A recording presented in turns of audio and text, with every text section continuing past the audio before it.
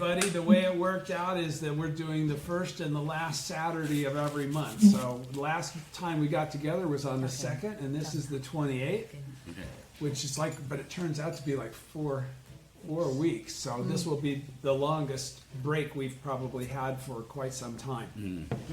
But today, because it is daytime, not nighttime, today we're going to be doing the Go Show on attaining Buddhahood in this lifetime, which we've been talking about getting to, and we're finally going to start. We've already done the study department's review, which happened before I went into all that stuff from the world of Nichiren Daishonen's writings. Okay, and I did chapter 2 and Gohonzon and so forth. Okay, so we're going to start. First of all, let me ask you a couple of questions. Just where does Myoho-renge-kyo come from?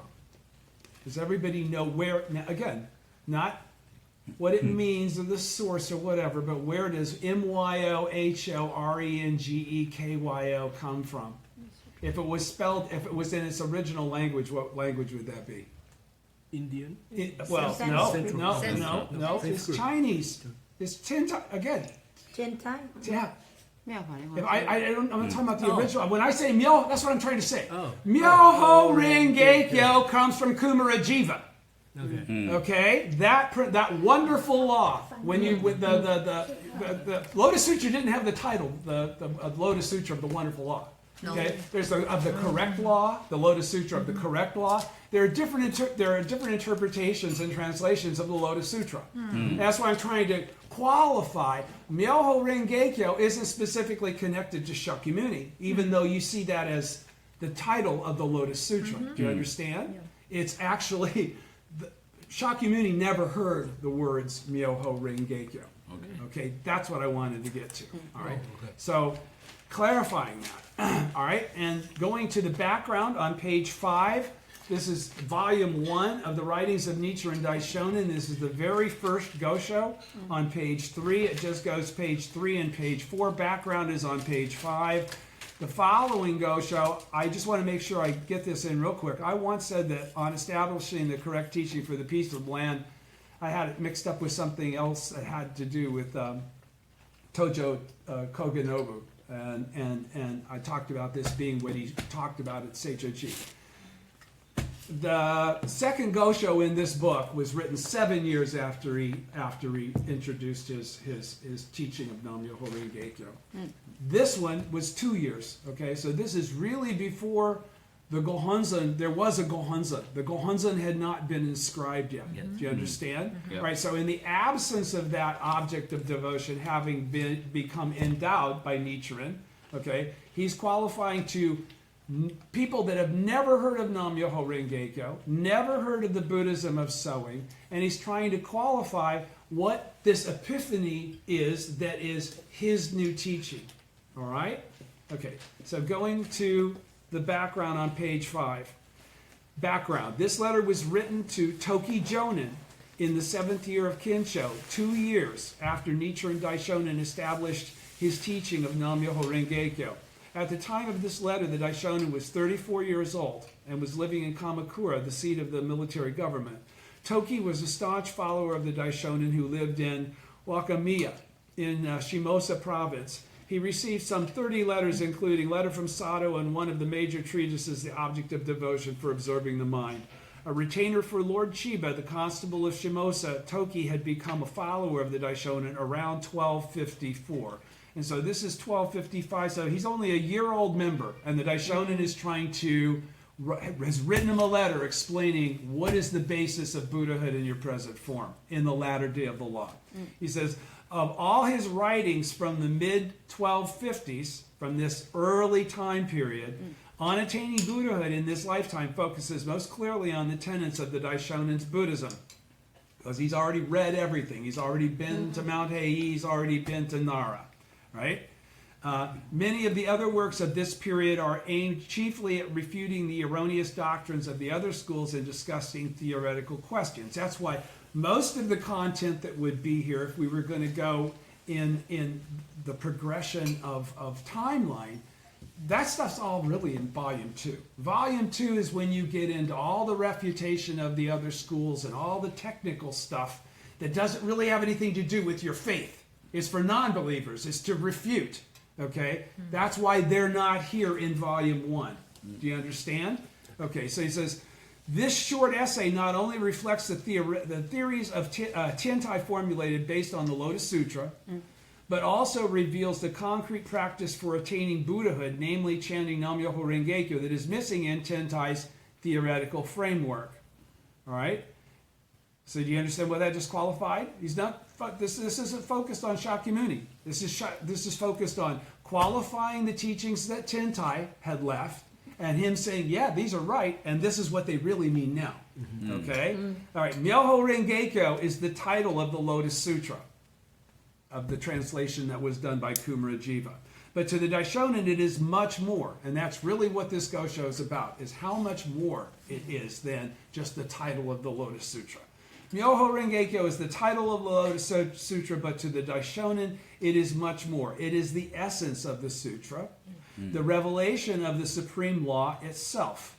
Apparent in this work are both the depth of his thought and his conviction that Nam-myoho-renge-kyo is the only teaching that can lead people to Buddhahood in this lifetime.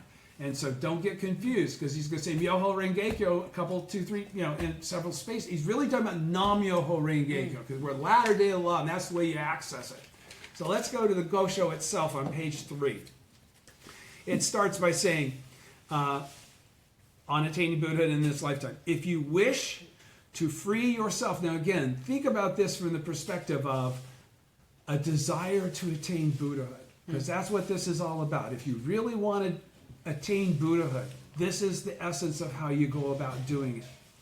If you wish to free yourself from the sufferings of birth and death you have endured since time without beginning, okay, which would be living as a common mortal, right? And attain without fail unsurpassed enlightenment in this lifetime, to absolutely attain Anuttara Samyak Sambodhi, not just to get close, but to attain Buddhahood in your present form, in this lifetime. You must perceive the mystic truth that is originally inherent in all living beings. And we already know what that is, right? That's Nam-myoho-renge-kyo. This truth is Myoho-renge-kyo. Chanting Myoho-renge-kyo will therefore enable you to grasp the mystic truth innate in all life. The Lotus Sutra is the king of sutras, true and correct in both word and principle. Its words are the ultimate reality, and this reality is the mystic law, Myoho. I'll say it again, because this Gosho is so deep, I can blow through each sentence, and each sentence is so meaningful, I don't want to do that. So act like you got it when I read it. Or are you going to have me constantly going, did you understand what he just said there? Okay. The Lotus Sutra is the king of sutras, true and correct in both word and principle. In other words, it is the perfect teaching. Its words are the ultimate reality. There is no greater reality than Nam-myoho-renge-kyo. And this reality is the mystic law itself, Nam-myoho-renge-kyo. It is called the mystic law because it reveals the principle of the mutually inclusive relationship of a single moment of life and all phenomena. That is why this sutra is the wisdom of all Buddhists. So again, let me just read the Gosho. I'll go back and do this all later. Life at each moment encompasses the body and mind and self and environment of all sentient beings in the 10 worlds, that would be everywhere, as well as all insentient beings in the 3,000 realms, including plants, sky, earth, and even the minutest particles of dust. Life at each moment. The environment is a living thing, even if it's dirt. Do you understand? It's a living part of the component of us being alive. Life at each moment permeates the entire realm of phenomena and is revealed in all phenomena. To be awakened to this principle is in itself the mutually inclusive relationship of life at each moment and all phenomena. If you can understand and perceive that, then you've just validated that principle because you've expressed what that is. All right?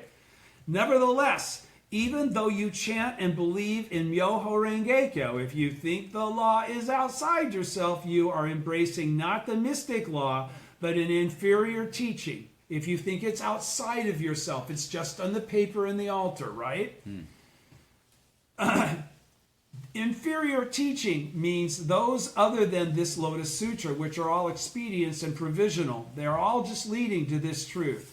No expedient or provisional teaching leads directly to enlightenment, and without the direct path to enlightenment, you cannot attain Buddhahood, even if you practice lifetime after lifetime for countless kalpas. Attaining Buddhahood in this lifetime is then impossible. Therefore, when you chant Myoho and recite Renge, you must summon up deep faith that Myoho-renge-kyo is your life itself. What we've said over and over and over again, right? You must never think of any of the 80,000 sacred teachings of Shakyamuni Buddha's lifetime, or any of the Buddhas and Bodhisattvas of the 10 directions and 3 existences are outside yourself. You can never perceive them as being something outside of you. Your practice of the Buddhist teachings will not relieve you of the sufferings of birth and death in the least, unless you perceive the true nature of your life, that it is inseparable with everything simultaneously in the entire realm of phenomena. If you seek enlightenment outside yourself through some teaching that you're going to learn, or rather than discovering what's inside, that's what he's talking about. If you're seeking someone else's wisdom, relying on their wisdom, rather than something that enables and brings forth your own wisdom. Okay, we don't attain Buddhahood through the teaching of the other Buddhas. We actually awaken the Buddha nature that exists already inside us, right? Okay, so it says, if you seek enlightenment outside yourself, then you're performing even 10,000 practices and 10,000 good deeds will be in vain, because you're not approaching it the way you have to. It is like the case of a poor man who spends night and day counting his neighbor's wealth but gains not even half a coin. That is why the Tentai School's commentary states, unless one perceives the nature of one's life, this truth that we just discussed, one cannot eradicate one's grave offenses. This passage implies that unless one perceives the nature of one's life, one's practice will become an endless, painful austerity, because you'll never get where you're trying to go. All right? That's the austerity of it. Therefore, such students of Buddhism, those that don't perceive this truth, that it's actually what's inside of you, that it's a teaching or it's something outside of themselves. He says, therefore, such students of Buddhism are condemned as non-Buddhists. What they're doing is going to get them as far as if they were doing something that was a non-Buddhist teaching. Great Concentration and Insight, Tentai, states that although they study Buddhism, their views are no different from those of non-Buddhists. They don't perceive that everything is a reflection of them, right? That they are the center of the universe. Each one of us, no matter where you go, since the universe is infinite, each one of us is actually at the center as we perceive it. Whether you chant the Buddha's name, recite the sutra, or merely offer flowers and incense, all your virtuous acts will implant benefits and roots of goodness in your life. In other words, you'll create good causes. When you create good causes, you establish good fortune. With this conviction, you should strive in faith, doing whatever you can. The Vilamakirti Sutra states that when one seeks the Buddha's emancipation in the minds of ordinary beings, one finds that ordinary beings are the entities of enlightenment, and that the sufferings of birth and death are nirvana. It also states that if the minds of the living beings are impure, their land is also impure. But if the minds are pure, so is their land. There are not two lands, pure and impure in themselves. The difference lies solely in the good or evil of our minds. It is the same with a Buddha and an ordinary being. When deluded, one is called an ordinary being, but when enlightened, one is called a Buddha. This is similar to a tarnished mirror that will shine like a jewel when polished. A mind now clouded by the illusions of the innate darkness of life is like a tarnished mirror, but when polished, it is sure to become like a clear mirror, reflecting the essential nature of phenomena and the true aspect of reality. Arouse deep faith and diligently polish your mirror day and night. How should you polish it? Only by chanting Myoho-renge-kyo. And what did he just use the mirror as the analogy of? the attainment of the wisdom of the Buddha. Okay, so he's saying the only thing you got to do to bring this Buddhahood forward is to chant Myoho-renge-kyo. How do you polish this mirror to make it clear instead of tarnished? Clarity is Buddhahood, tarnished is a common mortal, he just said. Only by chanting Myoho-renge-kyo. Then, what then does Myo signify? It is simply the mysterious nature of our life from moment to moment, which the mind cannot comprehend or words express. When we look into our own mind at any moment, we perceive neither color nor form to verify that it exists, yet we still cannot say it does not exist, for many differing thoughts continually occur. The mind cannot be considered either to exist or not exist. Life is indeed an elusive reality that transcends both the words and concepts of existence and non-existence. It is neither existence nor non-existence. Life is indeed an elusive reality. It is neither existence nor non-existence. So that just qualified the three realms, right? That just pulled in temporary existence, non-substantiality, okay? And the middle way is the fact that it's both. It is, it is neither existence nor non-existence, yet exhibits the qualities of both. It is the mystic entity of the middle way, which is what I was just talking about, that is the ultimate reality. It's Nam-myoho-renge, it's the original state. Myo is the name given to the mystic nature of life, and Ho to its manifestations. Renge, which means lotus flower, is used to symbolize the wonder of this law.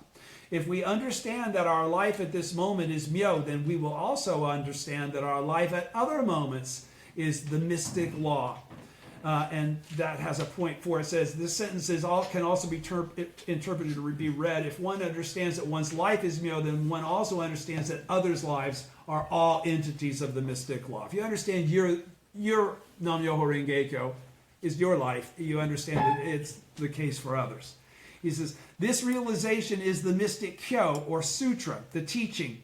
The Lotus Sutra is the king of sutras, the direct path to enlightenment, for it explains that the entity of our life, which manifests either good or evil at each moment, is in fact the entity of the mystic law. He didn't qualify anybody specific's life. Any life is an entity of the mystic law. Yeah. If you chant Myoho-renge-kyo with deep faith in this principle, if you believe what I just told you with your whole life, you are certain to attain Buddhahood in this lifetime, because you've just now opened the door. You've just now heard the name and the words of the truth, right? Right.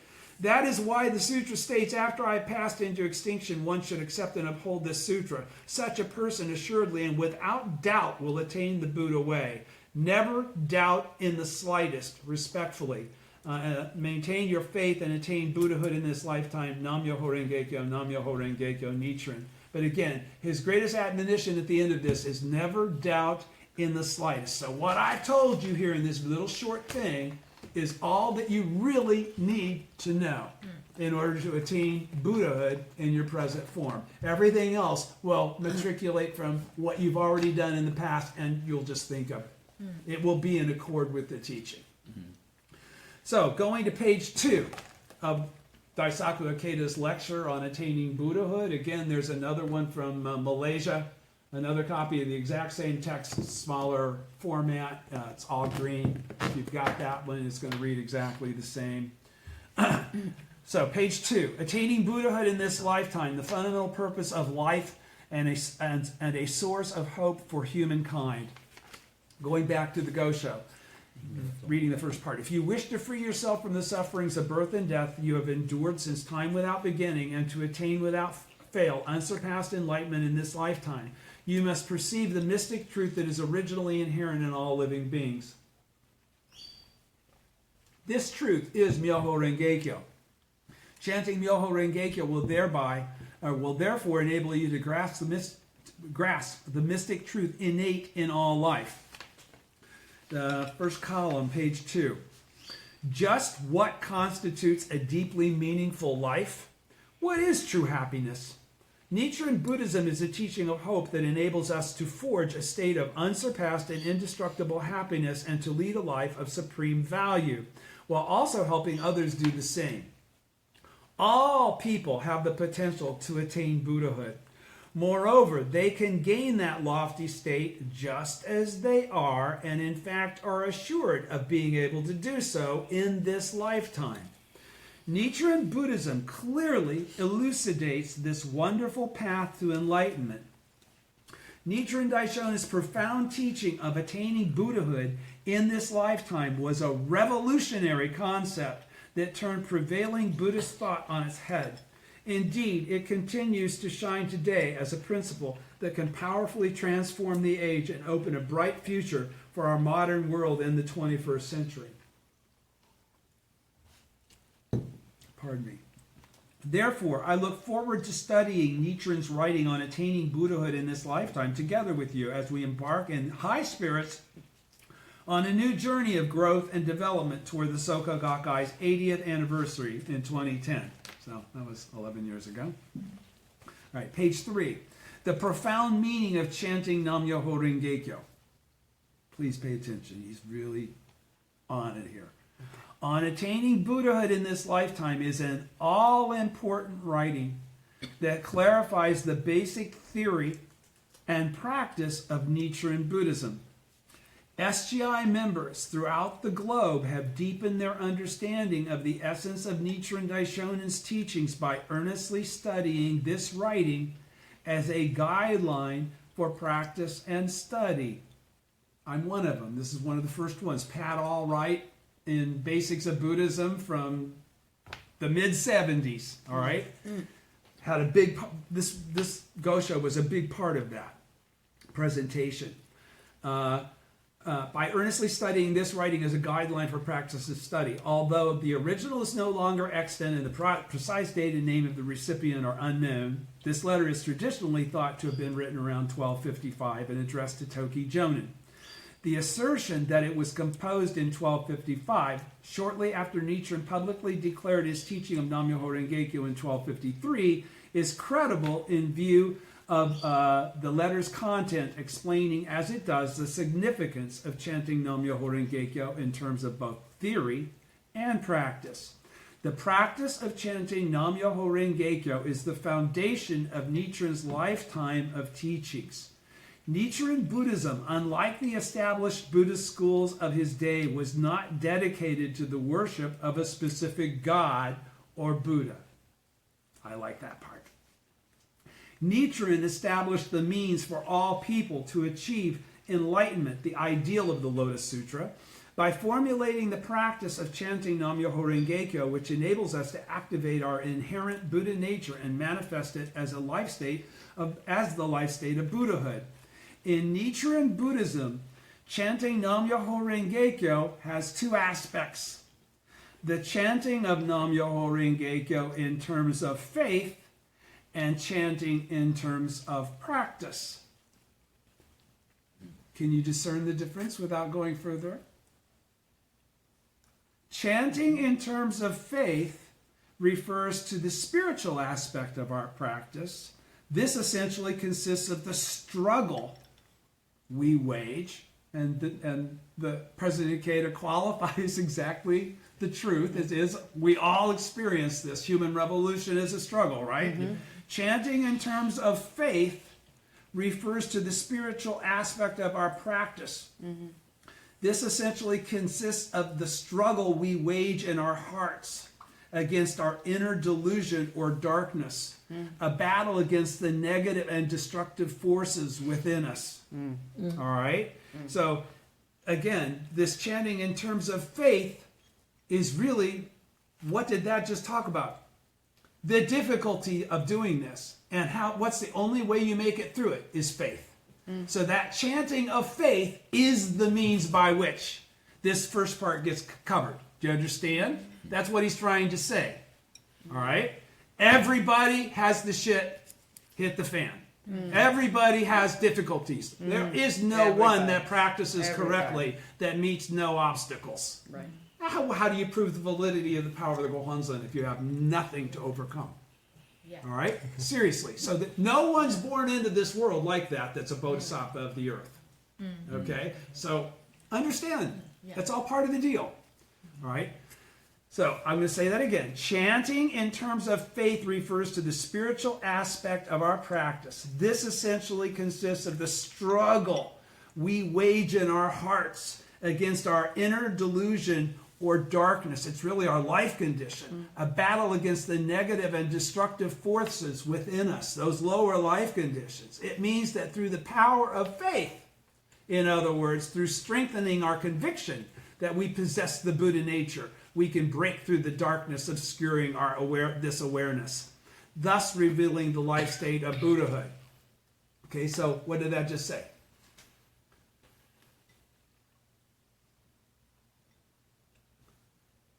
He's talking about the fundamental change of life condition that occurs when you chant Daimoku to the Gohonzon, seeking that high life condition that is your original state, your true identity, your Buddha nature. Okay? When you're chanting in that manner as the Buddha, that's what comes forth. Chanting in terms of faith. Chanting in terms of practice, meanwhile, refers to chanting Nam-myoho-renge-kyo ourselves and also teaching it to others. All right? It means making efforts in words and deed for our own and others' happiness in the course of our spiritual struggle against inner negativity and illusion. So what he's trying to qualify here, though, chanting in terms of practice, meanwhile, refers to chanting Nam-myoho-renge-kyo, just like we chanted Nam-myoho-renge-kyo here. This was chanting Nam-myoho-renge-kyo, now we're still on chanting Nam-myoho-renge-kyo. Why? What's the difference between the 2 points that he was talking about? One is coming from the mind, and the other one's the one of the mouth. Chanting in terms of practice means referring to chanting Nam-myoho-renge-kyo ourselves. We're chanting, we're showing others how to chant, we're chanting. But the faith isn't coming from the words coming out of our mouth. Okay? That's my point. It's the life condition that's telling us to beat the struggle, to defeat the devilish function. It's not the verbalization of the Nam-myoho-renge-kyo. It's what that brings forth, which is your Buddha nature. Okay? These aren't magic words, that's what I'm saying. Okay? These are not magic words. These are the words that we utilize to manifest and call forth our own Buddhahood. And then our lives take over from there. Do you understand? Because there's no separation between our life and the Gohonzon, or our life and Nam-myoho-renge-kyo. You with me? Yes. All right, so chanting in terms of practice, meanwhile, refers to chanting Nam-myoho-renge-kyo ourselves and also teaching it to others. It means making efforts in word and deed for our own and others' happiness in the course of our spiritual struggle against inner negativity and illusion, which we overcome in the mind. Okay? When we chant Nam-myoho-renge-kyo, that faith is here, is what I'm saying. It's expressed through the Daimoku. When we chant Nam-myoho-renge-kyo, we are both chanting the name of and calling forth the Buddha nature in our own lives and the lives of others. All right?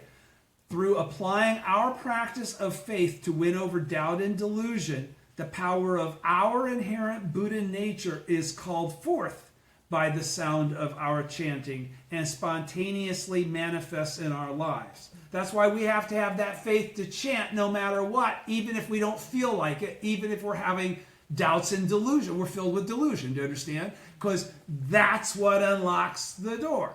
All right? But we have to have the faith to do that when we don't feel like it. All right? We can't just do whatever we want to do, right? We're constantly fighting the dark nature of our own lives in order to accomplish everything I just talked about. That's why there's 2 aspects. If the aspect of faith that carries you through to get started, so you know you're never going to get to the second part, which is just automatically, that's calling forth your Buddha nature. The main point, the key point that sets Nichiren Buddhism apart from other Buddhist schools of his day was the establishment of this concrete means for attaining Buddhahood. And from the time he first declared Nam-myoho-renge-kyo until the moment of his death, Nichiren ardently strove to teach this supreme path of enlightenment to people throughout the land. In the opening passage of On Attaining Buddhahood in This Lifetime, Nichiren clearly and fully articulates the basic philosophy of enlightenment that lies at the heart of his teaching, which exists for the happiness of all humanity. So he goes back to the Gosho. If you wish to free yourself from the sufferings of birth and death you have endured since time without beginning, and to attain without fail unsurpassed enlightenment in this lifetime, you must perceive the mystic truth that is originally inherent in all living beings. This truth is Myoho-renge-kyo. Chanting Myoho-renge-kyo will therefore enable you to grasp the mystic truth innate in all life. We'll discuss the profound meaning of this passage in detail next time. But briefly it says that by manifesting within us the mystic truth inherent in all living beings, by manifesting the Nam-myoho-renge-kyo that exists within us and all others, we can free ourselves from the endless sufferings of birth and death. We can attain Buddhahood as common mortals.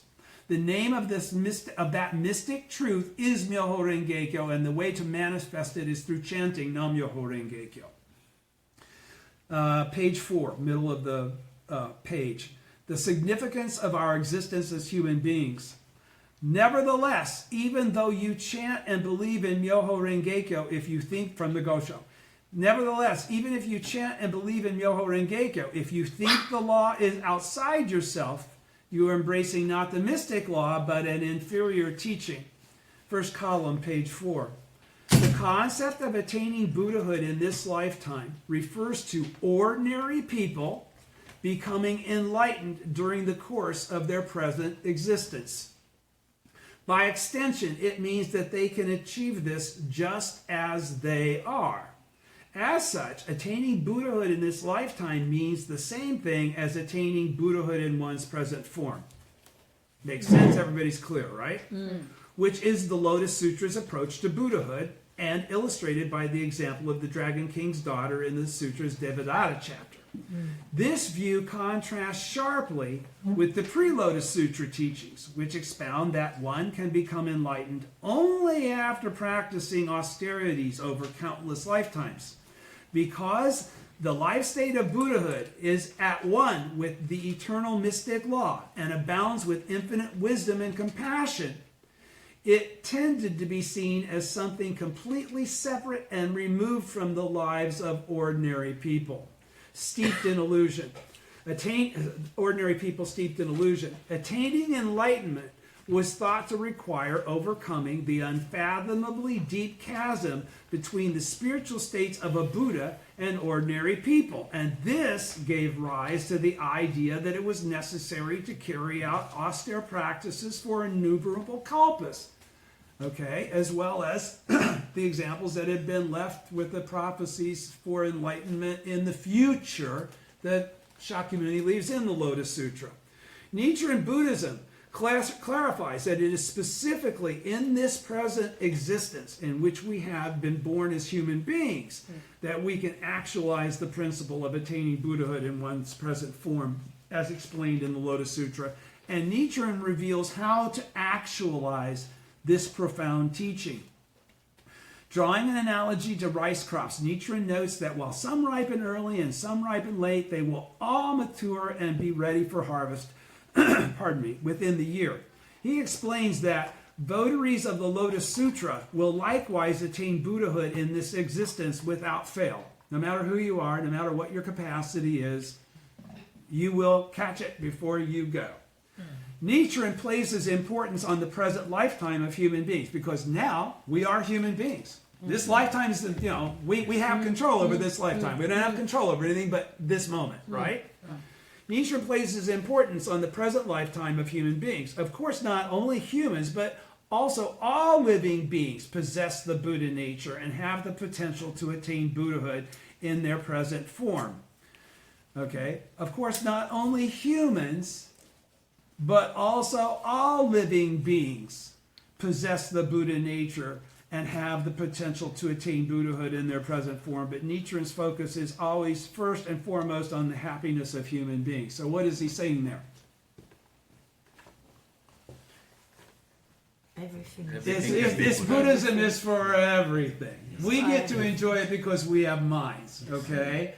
But there's nothing that we're embracing and honoring that isn't surrounding us right now. Okay? He says, of human beings. The human heart is sensitive, multifaceted, and rich. And so therefore, again, you can't look at those other things as being less than you. You can't look at other things and think that they serve you, they're worthless, they have no merit of their own, they have no value. They all do, right? The human heart is sensitive, multifaceted, and rich. It has the capacity for magnificent achievement. For that very reason, the heart often undergoes great suffering and torment and can become trapped in an endless downward spiral. The question, will we transmigrate forever along the paths of evil? Or can we succeed in directing our paths into an orbit of good? Second column, page 5. As evidenced in many of his writings, Nichiren repeatedly stressed the crucial importance of the heart or mind. In this inner realm of life, the potential resides for dramatic shifts from evil to good or from good to evil. That is why Nichiren's teaching of enlightenment can be viewed as a process that begins with interchange. In other words, through the power of faith, which is what I was talking about back here, right? Faith is what created that kind of chanting that he was talking about, the mind. In other words, through the power of faith, we can defeat the negative functions inside us that are governed by fundamental darkness in all human hearts and manifest the positive functions of life that are one with the Dharma nature, our Buddhahood. Everybody get that? You want me to read it again? Let me read it again. As evidenced in many of his writings, Nichiren repeatedly stresses the crucial importance of the heart or mind, which I might as well say at this point in time, it's the same as the vow. Okay, because this is the heart and mind of the Buddha. This is the heart and mind of the Bodhisattva of the earth. All right, that's what he's talking about. Right. Not a heart, but beat, or a mind. 2 + 2 = 4. All right? Heart and mind are the same thing in English translation, right? That's the point. Heart or mind. We're talking about the same thing when we're talking about this. Yes. That inner voice that tells us you need to go chant. Okay, it's that inner voice. All right? and animals have inner voices. Everything has inner voices. The plants all have that inner voice. They know when to flower and when to get ready for winter. But, that inner voice exists in all things. Myoho-renge-kyo is that inner voice.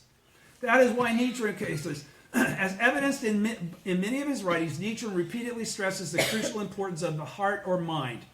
In this inner realm of life, the potential resides for dramatic shifts, and that's what makes it so dangerously difficult, because you can have a mind of faith and have it go in the toilet in a nanosecond if the devil of the sixth heaven wins in that moment.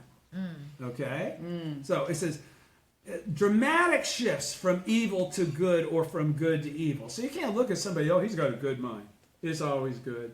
There's never an evil that goes into... No. Everybody has this struggle, this on-off switch, okay? That is why Nichiren's teaching of enlightenment can be viewed as a process that begins with interchange that occurs through practice. See, we can't believe this because the mind is so flaky. If we don't go back to the Gohonzon and chant again, and chant again, and chant again, to constantly call out that Buddha nature, to keep it fresh, to keep it alive, to keep it on the surface, it'll subsume back into the darkness. Do you understand? That's what happens when the people go Taiten. Right? So that is why Nichiren's teaching of enlightenment can be viewed as a process that begins with interchange. That interchange is the vow. I'll never not chant. I'll never go Taiten. Okay? In other words, through the power of faith, and that's what that was, well, that vow, what I just talked about was faith, we can defeat the negative functions inside us that are governed by the fundamental darkness, that defeat us, that keep us from chanting, that make us feel like shit and be sad and be powerless. All right? The fundamental darkness in all human hearts manifests the positive functions of life that are one with the Dharma nature, our Buddhahood. We manifest our Buddhahood. This present lifetime in which we have been born as human beings represents a golden opportunity to ensure that our lives no longer transmigrate along the evil paths, but instead traverse the paths of good. Going on to page 6. Emphasis on interchange. Therefore, when you chant so emphasis on interchange. So how is this different than most other philosophies? Most other philosophies tell you how to behave, right? They have rules, regulations, sins, and everything else. You know, it's all about outer behavior. Right. It's all about outer behavior. It's not focused on inside behavior, because inside behavior is not visible. That's directly between you and God, right? Or Allah, or whatever, right? So, emphasis on interchange. We don't, because you could be faking it. There are plenty of people that do. Oh yeah. All right. Okay. Yeah. So that's why this is saying interchange is the only thing that counts. Anybody can fake it. Right. Therefore, they can. Therefore, when you chant Myoho and recite Renge, you must summon deep faith that Myoho-renge-kyo is your life itself. And then, arouse deep faith and diligently polish your mirror day and night. How should you polish it? Only by chanting Nam-myoho-renge-kyo. Bottom of first column, page 6. On Attaining Buddhahood in this lifetime, Nichiren Daishonin thoroughly explains that we cannot achieve enlightenment without a profound change in our lives, in our hearts, and minds. Okay? Hearts and minds, same thing. It's basically who we are at the core of our being. First, he writes that the mystic truth with which all living beings are endowed reveals the principle of the mutually inclusive relationship of a single moment of life and all phenomena. This is what this means is that our lives or our minds at each moment both embody all phenomena and pervade all phenomena.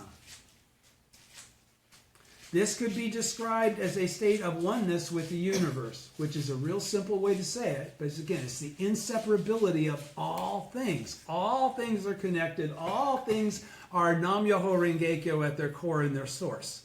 There is no separation. That's why you treat everything with the same respect you would want yourself to be treated. Okay? All right, so this could be described as a life state of oneness with the universe. Everybody understands that? When we talk about that, that's what we're discussing. That's the concept that we're referencing. Also, Nichiren warns that if we seek the mystic law outside ourselves, then no matter how much we chant Nam-myoho-renge-kyo, we cannot manifest the condition of enlightenment. On the contrary, our Buddhist practice will only become an endless, painful austerity. Some of you I know are practicing that right now. This is the answer's in you. He clearly states, even though you chant and believe in Myoho-renge-kyo, if you think that the law is outside yourself, you are embracing not the mystic law, but an inferior teaching. It's not about believing.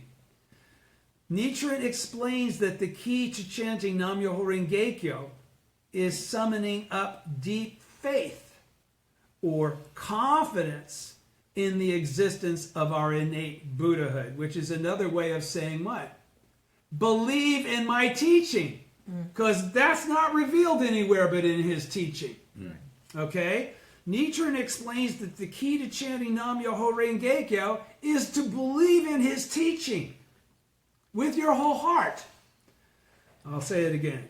Nichiren explains that the key to chanting Nam-myoho-renge-kyo is summoning up deep faith or confidence in the existence of our innate Buddhahood.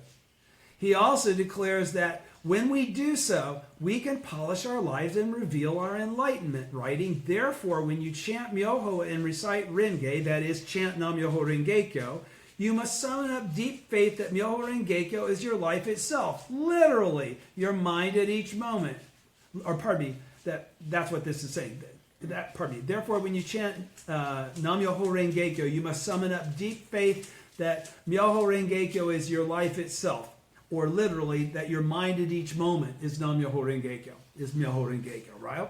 Okay? He continues, arouse deep faith, second column, page 6. Arouse deep faith and diligently polish your mirror day and night. How should you polish it? Only by chanting Nam-myoho-renge-kyo. So he says, not only, how should you polish it? Only by chanting Myoho-renge-kyo. He doesn't say that right. In addition, Nichiren speaks of the mystic entity of the middle way that is the ultimate reality. In other words, the mystic, inscrutable nature of life, of our hearts and minds, that manifests as Buddhahood. Here, he indicates that Myoho-renge-kyo is the wonderful law of life, or the inner realm of our beings. On that basis, he asserts that when we chant Nam-myoho-renge-kyo with deep faith in the mystic law, with deep faith in Nam-myoho-renge-kyo, we can reveal our Buddhahood in this lifetime. When we do that. Nichiren writes, the Lotus Sutra is the king of sutras, the direct path to enlightenment, for it explains that the entity of our life, literally our mind or inner reality, which manifests either good or evil at each moment, is in fact the entity of the mystic law. If you chant Myoho-renge-kyo with deep faith in this principle, you are certain to attain Buddhahood in this lifetime. Everybody's with me, right? Okay, page 7, middle, first column. A teaching of genuine humanism. Next, I'll touch on the significance of Nichiren Daishonen's teaching of attaining Buddhahood in this lifetime from three perspectives. And that's why I have to go into the next chapter. I'll start. Three things you can see. I'll start by pointing out that through opening the way for all people to attain Buddhahood in this lifetime, through chanting Nam-myoho-renge-kyo, Nichiren established for the first time a teaching of genuine humanism. Opening the way to enlightenment for all people could be called the prerequisite for a genuinely humanistic religion. This, I believe, is the religious or philosophical significance of the principle of attaining Buddhahood in this lifetime. Okay, did you understand what he just said? The religious significance is your validation of this. Do you understand? Because when you do it, you did it just like Nichiren did it. You continue to validate. Anybody can. Yes.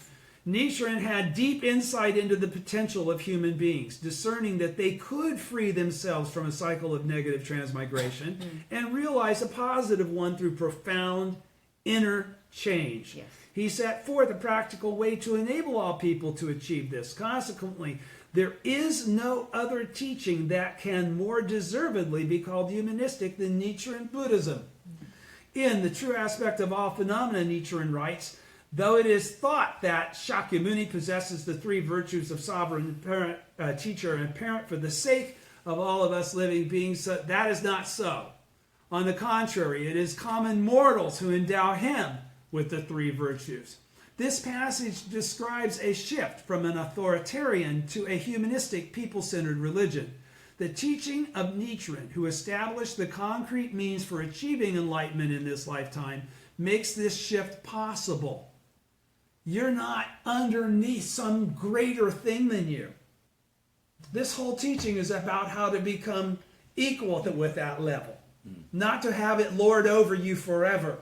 Okay? For you to ever be subservient to this thing that's outside of you that's greater than you.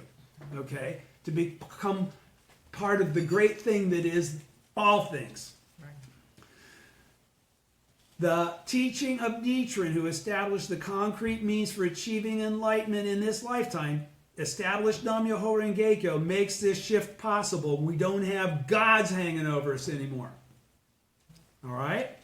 When the Soka Gakkai's first president, Tsunesaburo Makaguchi, formulated his theory of value, he did not include the aspect of holiness or sacredness, which many thinkers before him had considered to constitute religious value. For Mr. Makaguchi, great good was deemed the highest value a religion could strive to realize. Just great good. By great good, he is referring to the highest value that can be actualized by human beings and society. In Mr. Makaguchi's theory of value, we find the view that a true religion is one that serves the welfare of human beings. Serves the welfare of human beings, not human beings serving the welfare of the higher power. Nichiren's opening of the path to attaining Buddhahood in this lifetime signifies the establishment of a religion that contributes to the happiness of human beings in the greatest possible way. The significance of attaining Buddhahood for our lives, page 7, second column. He said he was going to do it and explain three ways, right? Secondly, now he says second, By opening the path to attaining Buddhahood in this lifetime, Nichiren Daishonin made it possible for us to lead lives based on the infinite power of the mystic law. That is, to lead solid and secure lives that give us the courage and confidence to be self-reliant. This is the significance of the principle of attaining Buddhahood in this lifetime in terms of our individual lives. In Nichiren Buddhism, attaining enlightenment is not about embarking on some inconceivably long journey to become a resplendent, godlike Buddha. It is about accomplishing a transformation in the depths of one's being. This revolutionary view of enlightenment fundamentally changed the meaning of Buddhist practice from how it was traditionally viewed. Yes. All right? In other words, it is not a matter of practicing in order to scale the highest summit of enlightenment at some point in the distant future. Rather, it is a constant, moment-to-moment inner struggle between revealing our innate Dharma nature or allowing ourselves to be ruled by our fundamental darkness and delusion. Right. It's win or lose, moment to moment. Mm-hmm. This is the unceasing effort to polish our lives. This unceasing effort to polish our lives is the essence of Buddhist practice. Only by winning over our inner darkness and negativity can we be victorious in life and reveal our full potential. But if we defeat fundamental darkness, what have we done? We've attained Buddhahood in our present form. Mm-hmm. The same is true if we wish to savor true fulfillment. Allow me to emphasize then that the Nichiren Buddhist practice toward attaining Buddhahood in this lifetime is the only means to conquer the darkness and delusion that are the fundamental source of human evil and cultivate true independence. It allows us to construct a solid self and achieve a state of life of boundless happiness and peace of mind. Attaining Buddhahood in this lifetime thus becomes the fundamental purpose of an individual's life. And that's the point. It's not about benefits. Okay? It's attaining Buddhahood. Yes. Yeah. All right? There we go. Okay. Middle of page 8. The significance of attaining Buddhahood for humanity. The Lotus Sutra is the king of sutras, the direct path to enlightenment. For it explains the entity of our life, which manifests either good or evil at each moment. It is, in fact, the entity of the mystic law. If you chant Myoho-renge-kyo with deep faith in this principle, you are certain to attain Buddhahood in this lifetime. That is why the sutra states, after I have passed into extinction, one should accept and uphold this sutra. Such a person assuredly and without doubt will attain the Buddha way. Never doubt in the slightest. That was again from the Gosho. Third, it's here. Third, this is the third thing. Third, the principle of attaining Buddhahood in this lifetime is significant in that it offers a source of hope to humanity and opens the way to transforming the destiny of all humankind. This is its collective or universal significance. Many leading thinkers and intellectuals recognize that modern civilization has lost sight of the human being and become deadlocked on many fronts. There is no denying that the inner spiritual realm has been neglected, and all too many people are obsessed with seeking comfort, ease, and pleasure in external things outside themselves. Without surmounting the fundamental human delusions of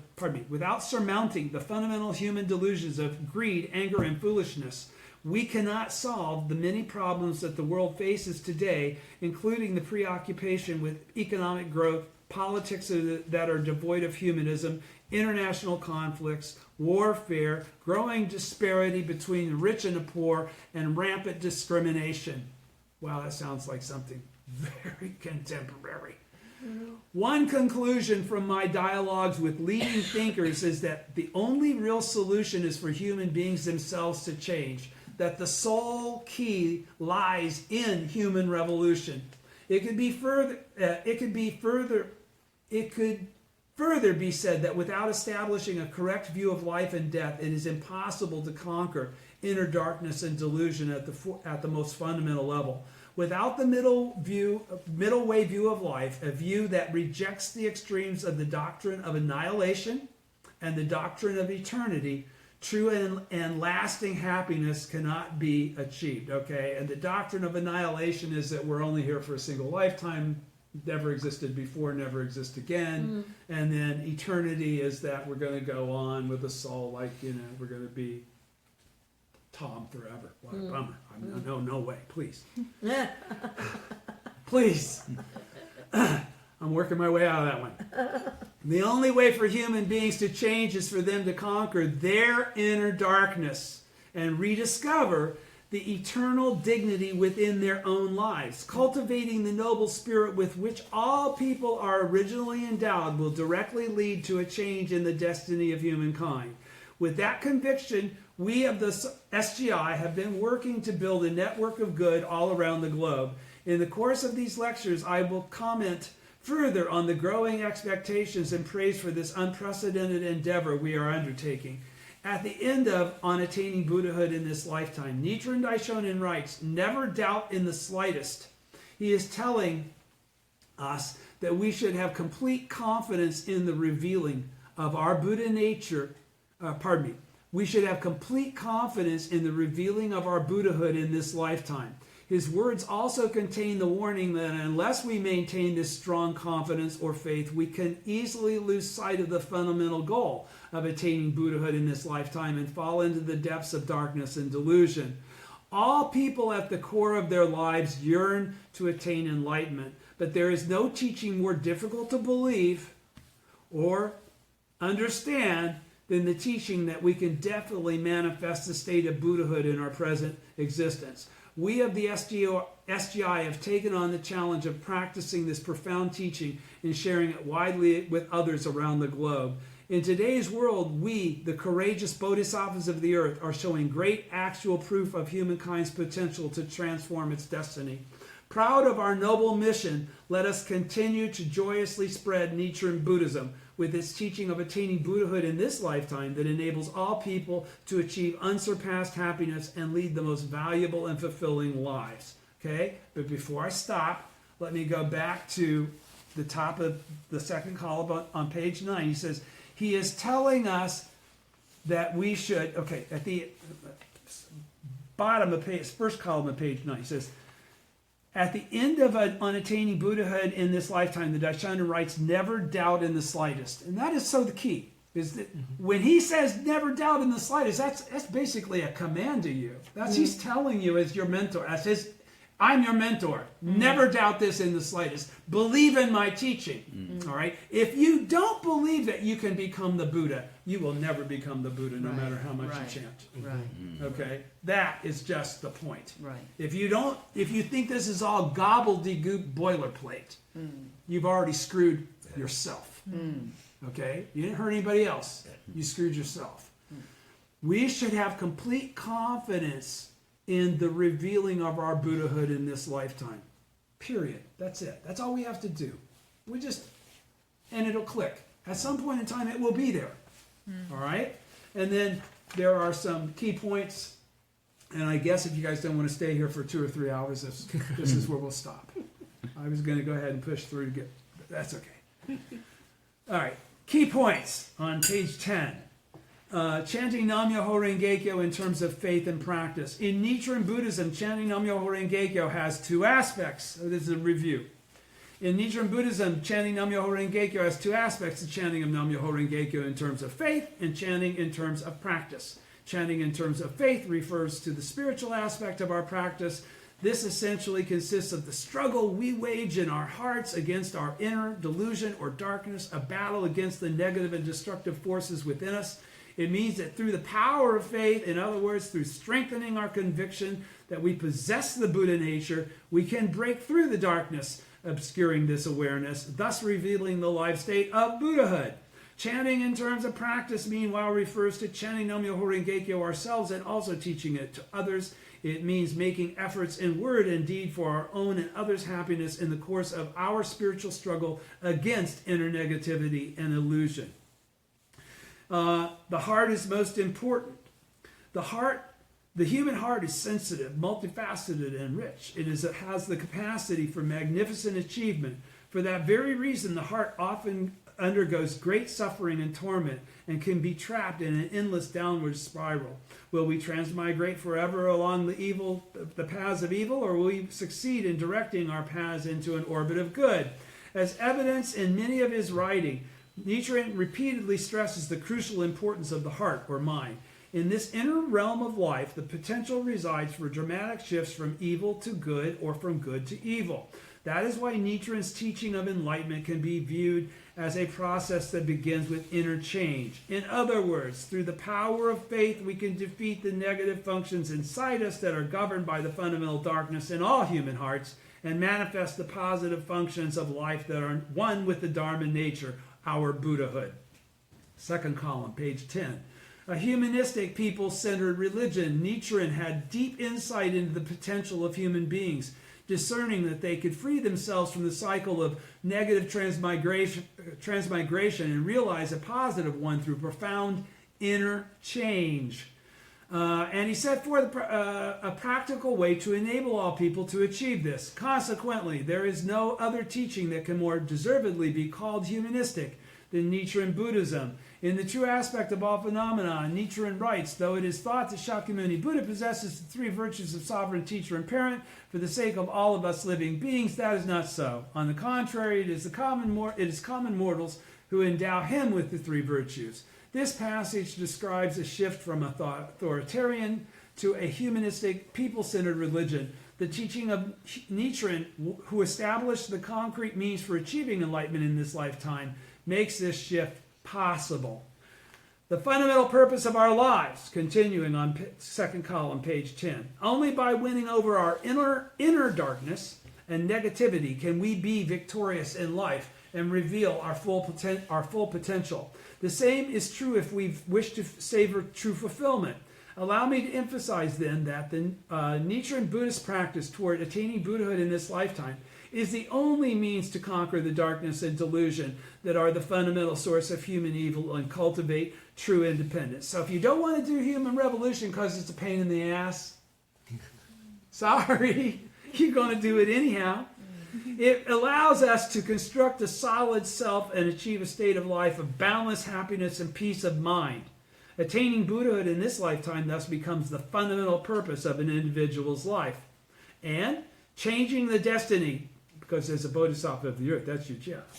Changing the destiny of all humanity. At the bottom of page 10, second column. The only way for human beings to change is for them to conquer their inner darkness and rediscover the eternal dignity within their own lives. Cultivating the noble spirit with which all people are originally endowed will directly lead to a change in the destiny of humankind.